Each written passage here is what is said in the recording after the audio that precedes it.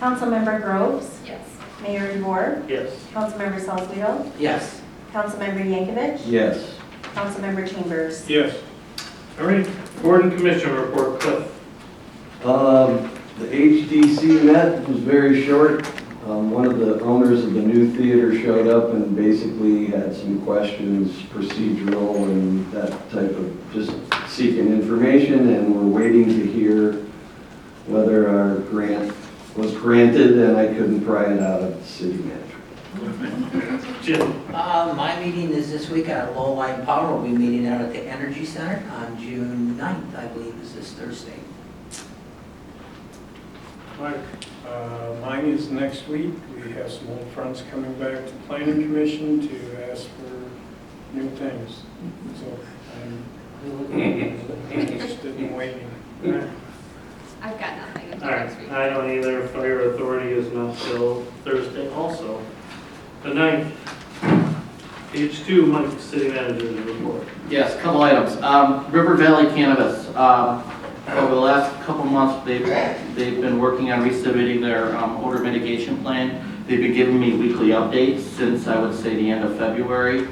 They are moving along. I actually toured their facility last week. It is totally different than what it was before. They have a new filtration system in. They just submitted their odor mitigation, updated odor mitigation plan to us again today, and Andy and I are reviewing that. But I would be very shocked.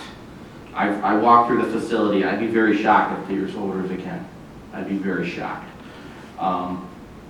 They've definitely, in my opinion, from what I see, it looks like they've taken the complaint seriously and they are addressing them. So there's that. New Union Brewing, as we know, there was a plan, they had a site plan that was awarded last year, and they had to have their parking lot in by May 30th of this year. That has not happened. However, we met with, the mayor and I met with them 2 weeks ago, and they just submitted to me a sketch drawing that they wanted to do for the site. In essence, their goal is to have the asphalt pad placed on the grounds, and then the area around it where they're not going to use for parking seeded, and in the next 60 days. So I will be communicating with them weekly until this is addressed. So, and I've basically taken the position as the zoning enforcement officer that they now are required through their site plan to address their parking.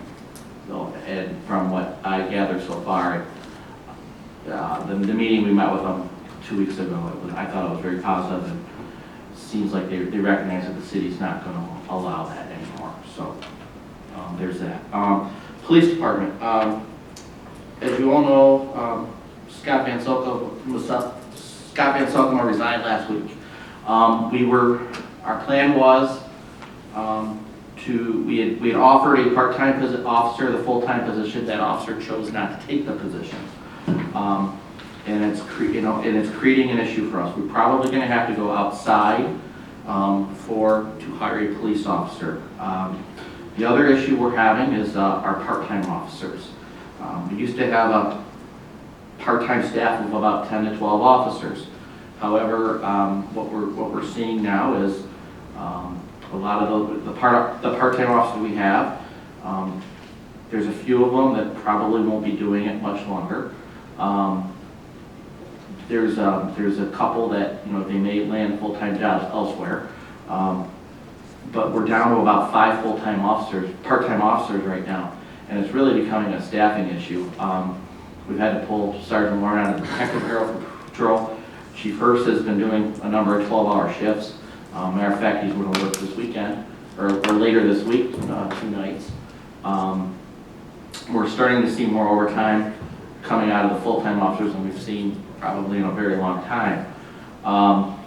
Some of the issues we're having right now is that one, our department has been good because we've been able to get younger officers come work with us for a year, and then we'll get full-time employment, whether with us or with another agency. Those officers now, there's really not, those officers going through the police academy right now, they're getting picked up by agencies right out of the academy, so the part-time selections just isn't there anymore.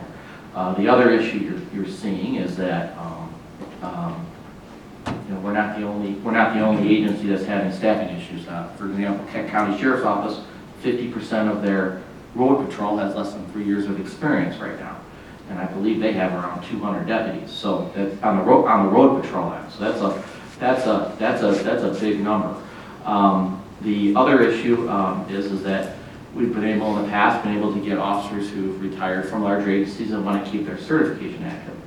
That no longer exists anymore, because once they retire, they're completely done with law enforcement. So Chief Hurst and I we're looking at other options to try and resolve this issue. One of them may eventually have to be where we have to just eliminate the part-time positions and add full-time officers to cover some of these shift coverage issues. So we're looking at that. What we want to do is we don't want to keep addressing this problem every 6 months. So Chief Hurst and I and Sergeant Warren, we're working on that quite a bit in the last couple of weeks. So do we have enough, does your budget have enough money to cover the overtime that we're incurring for an extended period? Not really, not for an extended period of time, but So, I did, just as we're talking about this, I did talk to one of our part-timers who we were hoping she would apply. I talked to him tonight, explained what we could do, and so we may have that full-time position filled, hopefully. It's just a matter of having a department meeting, because it might be a union issue. And I've also been working on a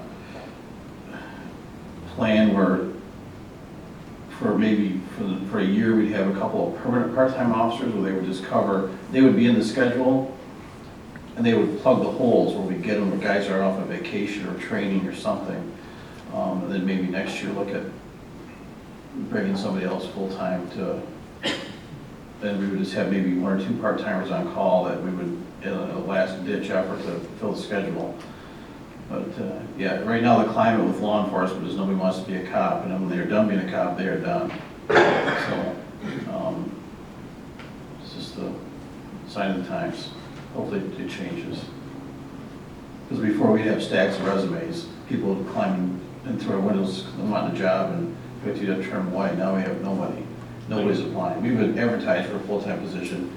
We got no calls. And I've made calls to people I know to steal officers from somewhere else, and they're not calling me back. we got people with budgets 10 times the size of ours sitting outside every academy picking off anybody. It's just like the football draft. They're going, and I need to do that too. I make contact with the colleges and say, look, we need somebody that would make a good fit for a small town. So, yeah, we're working on it, so. And then last, the water plant, as you know, during the summer months, we usually see on average about 16 to 20 hours a week for our full-time employee to work at the water plant. The overtime doesn't, even though we have a lot of overtime coming out of the water plant in the summer months, we're not at the point where it constitutes another full-time position as of yet. So one of the things that's been going on there is for many years, Ralph Brecken's been filling in at the water plant when needed.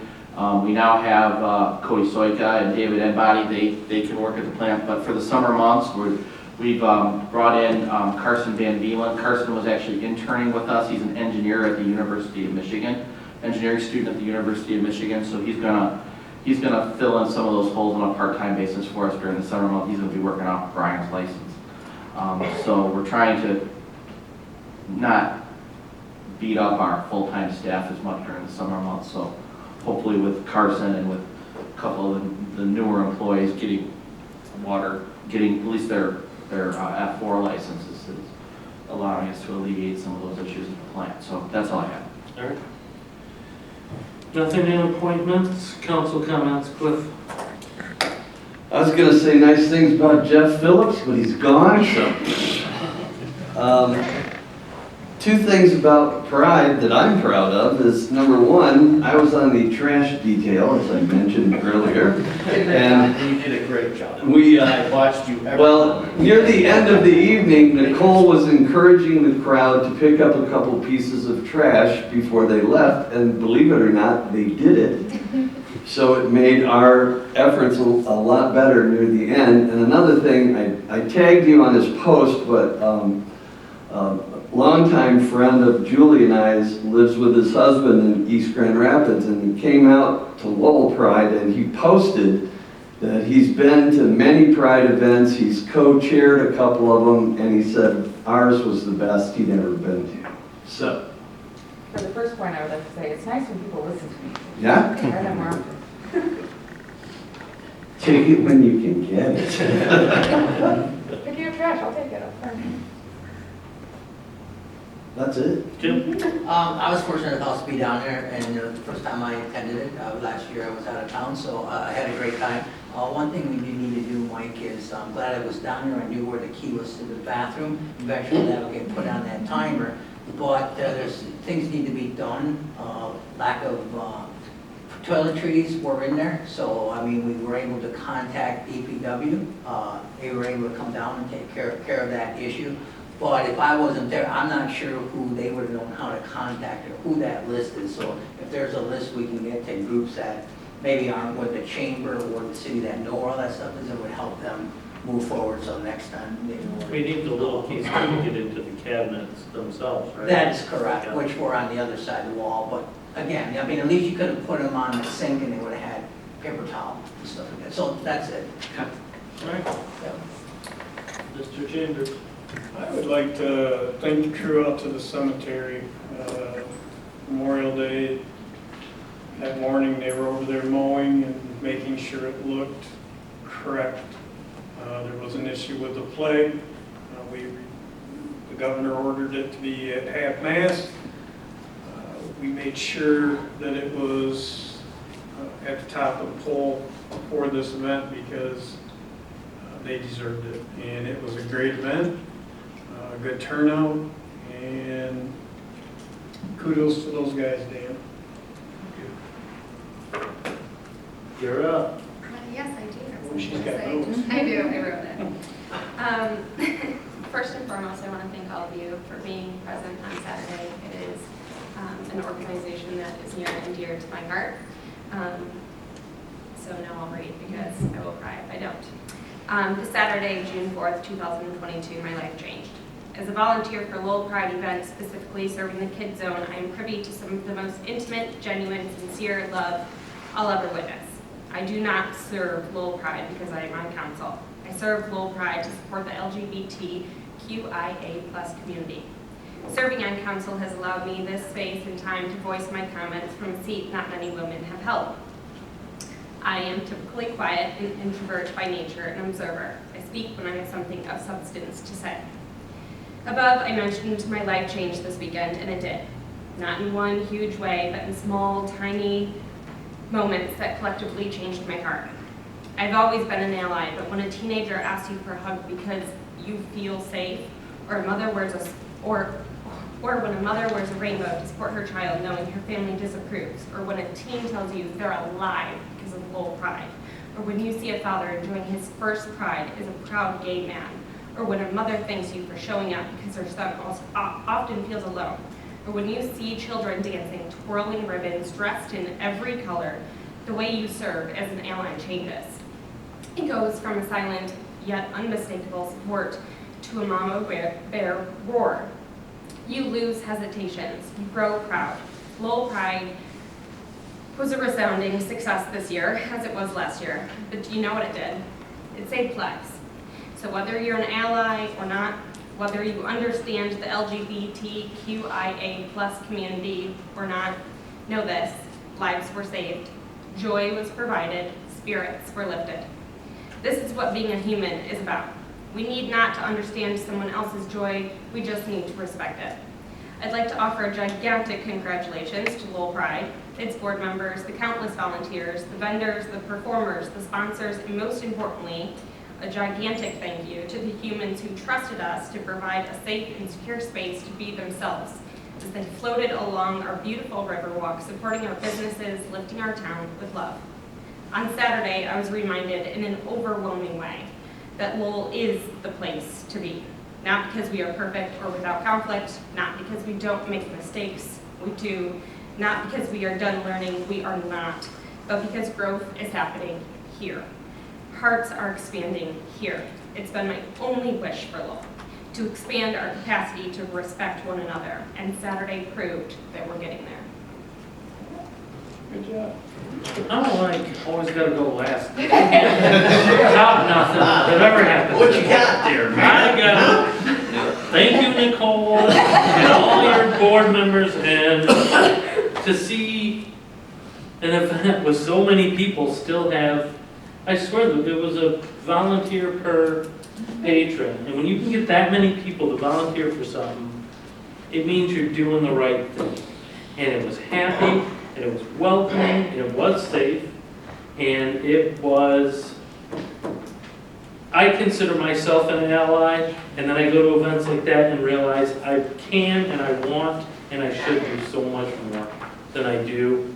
And I'm glad that it's here, and I think you should arrange one every single month. I'd be willing to provide the hot spot. I'll provide the hot spot if you organize everything else. I'm sure Cliff could use some help with trash pickup. Can you get me somebody else to work with? Betsy. Craig and I'll do it. Motion to go into closed session to consider material exempt from discussion by state or federal statute for strategy and negotiation sessions, and to consider periodic personnel evaluation. MCL numbers listed on the agenda. I'll make that motion. I'll support. All right. Motion and a second to go into closed session. Any discussion? Sue? Mayor DeVore, Yes. Councilmember Salzweedl, Yes. Councilmember Yankovic, Yeah. Councilmember Chambers, Yes. and Councilmember Groves. Yes. All right.